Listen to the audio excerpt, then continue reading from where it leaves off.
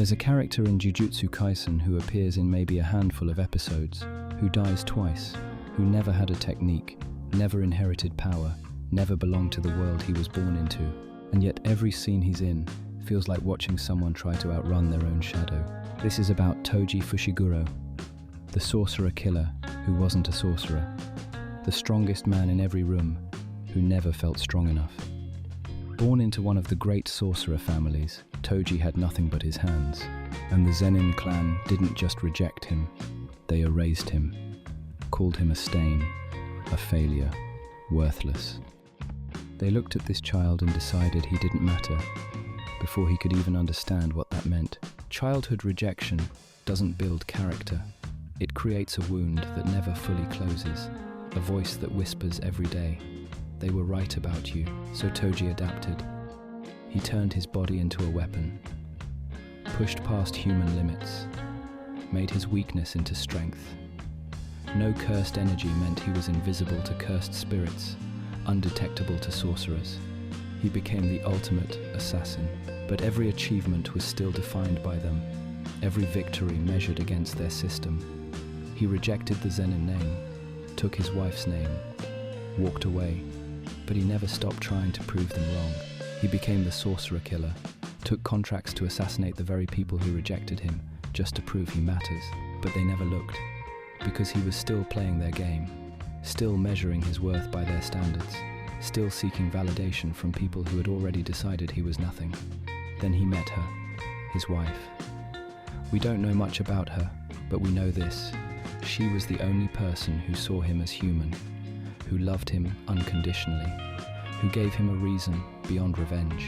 For a brief moment, Toji Fushiguro had something real, a family, a purpose that wasn't about proving anything. But then she died, and Toji fell apart. The gambling started, the drinking, assassination contracts for money he'd waste immediately. He became the perfect image of a man who doesn't care about anything. He sold his son Megumi to the Zenin clan, his own son, a child who would inherit the Ten Shadows technique, the power the clan worshipped, sold him without hesitation. People call this cold, heartless, monstrous, but I see someone so convinced of his own worthlessness that he couldn't imagine being a good father. Someone who believed the best thing he could do for his son was stay away. That Megumi would be better off without him. At a point in the series, Toji was asked to assassinate Riko Amanai and stop the merger with Tengen. But that wasn't the real target. Not for Toji. The real target was Satoru Gojo, the strongest sorcerer, everything Toji could never be. And Toji killed him, stabbed his throat, left him bleeding. The impossible kill, the ultimate proof. This should have been his moment. Final validation. He had done what no one thought possible. But look at his face. No joy, no satisfaction, no peace. It turns out that Gojo didn't die. He awakened, unlocked reverse curse technique, became truly untouchable. And when Gojo found him again, Toji didn't run. He ignored every instinct, screaming at him to flee. He chose to fight. Why? The contract was complete. He'd been paid. He could have disappeared, lived comfortably, been free.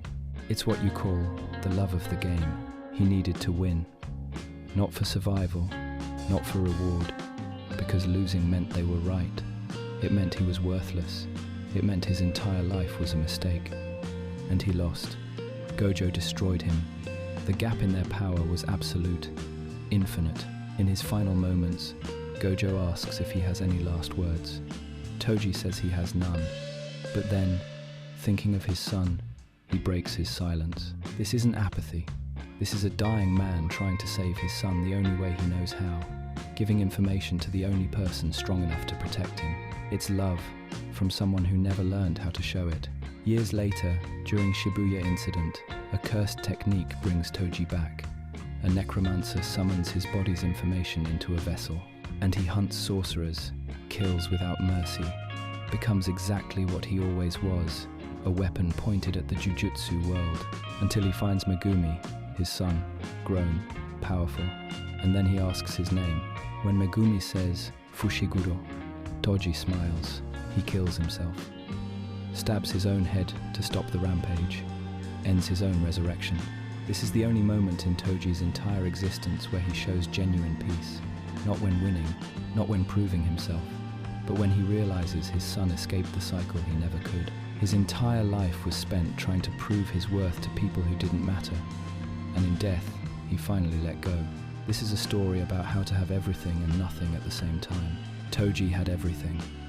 A wife who loved him unconditionally, a son who carried his name, a family that saw him as human, not as a failure or a weapon or a mistake. Everything that actually matters. And he had nothing. No validation from the Zenin clan. No acknowledgement. No proof that he wasn't worthless in their eyes. Nothing that he spent his entire life chasing. The tragedy is that he chose nothing over everything. He could have walked away, raised Megumi, built a life with the people who actually loved him. But the voice in his head, the one the Zenin clan put there, was louder than love, louder than family, louder than everything real. So he gambled it all away, chasing validation from people who would never give it. He sold his son for acknowledgement that never came. He died fighting a battle that didn't matter to prove something to people who didn't care. Toji Fushiguro died twice, once in battle, once by choice. The first death was him still chasing nothing. The second was him finally letting go. He couldn't save himself, but in his final act, he saved his son from making the same mistake, from choosing nothing over everything.